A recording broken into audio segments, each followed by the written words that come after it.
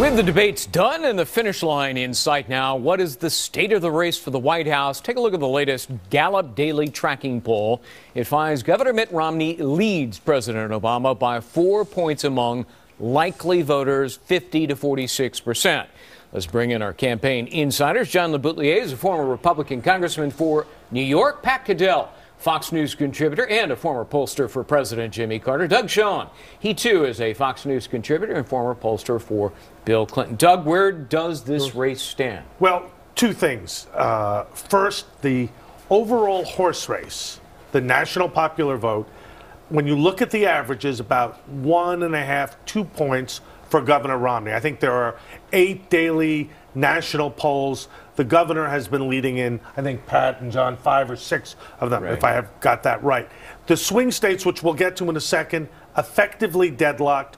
The momentum, which we talked about last week, continues to be ever so slightly, in my judgment, for Governor Romney. Let me put up the Rasmussen poll here. Again, this is the national poll. Take a look at this. Governor Romney, 50. President Obama, 47. Most of the national polls are showing Governor Romney with a lead. Now, Pat, having said that, talk to us about the president's declining job approval. Well, you know, for several weeks we've talked about on this program, I've said that the most important number is his job approval. He was holding it at 50. It has taken a real dip since last Tuesday in Gallup from 53 to 47, and his negative has gone up. And also in Rasmussen, he has dropped from 50 to 47. So translate that. What does it mean? And what it means is that in advance of the vote movement, his approval rating is going down. He has to be at 49 or 50 to be able to win, in my opinion. I think Doug's. Yes. And he's not getting it. And I'll tell you, this is the very moment when historically an incumbent gets a bump up and then the undecideds at the end go against them. I'm not sure that bump is in evidence. All right, let's take I mean, look, national polls are one thing, but you got to win on the electoral map. So let's put up the real clear politics average in all of the individual states, and there you see the number. President Obama, 201, Romney, 191. You got to have 270 to win across the board. The yellows there are still in play. They're toss-ups.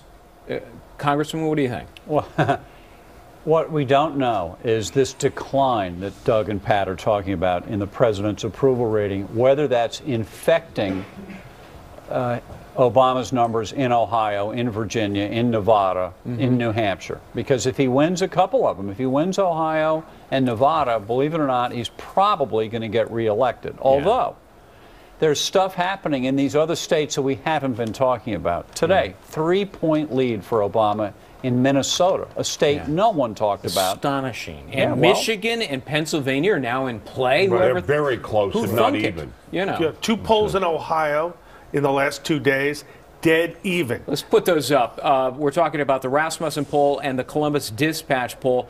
Here's the Columbus Dispatch. This is actually a consortium of newspapers in Ohio. Dead tie, 49-49, 48-48 in the Obama and the Rasmussen. And this has been the Obama firewall, as John alluded to. Bottom line, the president has had a 2 or 3 point lead there.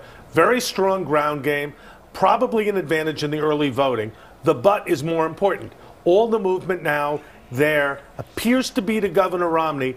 He needs Ohio to win. Otherwise, it's a much more difficult Wisconsin process. dead even. Rasmussen has a dead even this week. I mean, that's 49-49. That is another state that was supposed to be for sure. Can Romney really win Pennsylvania? Oh, yeah. This right. Really? Well, it's very close. Nobody's spent any money or spent any time. It's the second oldest state. They don't like Obamacare, and it depends on the affluent suburbs around Philly. Why are these candidates not going to these states? You would think Romney... Because they think it's 1492. It's like, my God, the world is flat. I cannot move. The fact is, you take advantage of opportunity, like Obama did with Indiana and North Carolina. But do they think, John, that they need to, Romney, for example, I really have to put all my resources in Ohio and shore up...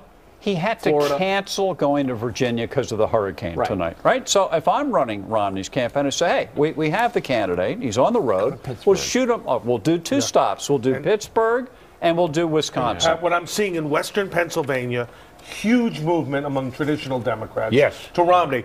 for Obama to win Pennsylvania, and I would disagree mildly with Pat. I think Obama's ultimately going to win it, but he needs a big vote out of Philadelphia his to EPA do a favor. But I'm telling has you, devastated the coal country there, and Yeah. that is really going to hurt. I've got to take a quick break here, guys. Campaign insiders are going to be back in just a moment. These campaigns do everything they can to control events. Sometimes the best laid plans go for naught. Monster Storm Sandy now, most unwelcome visitor. What's the impact? Our insiders weigh in on that.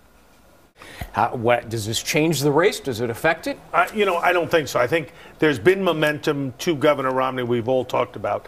I think this, in a certain sense, freezes the action in the very short term. I think if there are massive cleanup efforts, particularly in swing states, you'll see the president go there to try to aid his campaign. Ultimately, Greg, unless something unforeseen happens, and I think we hope it doesn't, probably no real impact. Well, if there are power outages to tens of millions, Pat, all those commercials that were planned will not be seen. That probably will help. That's probably a good thing. Plus, That's called an act of God. But there are other things that you need to worry about. You know, we have the jobs number coming out on Friday after that catastrophe produced last month. God knows what it's going to be.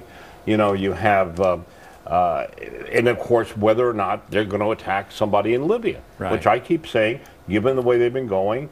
And you know, the press has avoided the story about Romney's But deserted. the president hasn't, Pat. He said if they find the person, they will get And it. that's right, and I guarantee it'll be a Friday. It'll be after Friday Congressman, prayers. to what extent has happens. Benghazi really hurt as an issue the president's stature?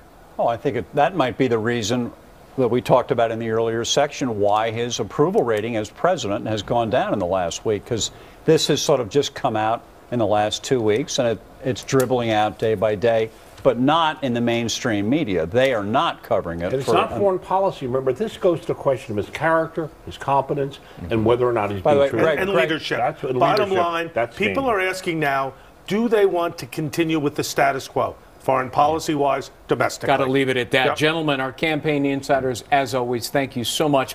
You can get more from the campaign insiders every Monday, 10:30 a.m. Eastern, live.foxnews.com, and they'll be back here, of course, next Sunday. You can also follow them on Twitter at FN Insiders.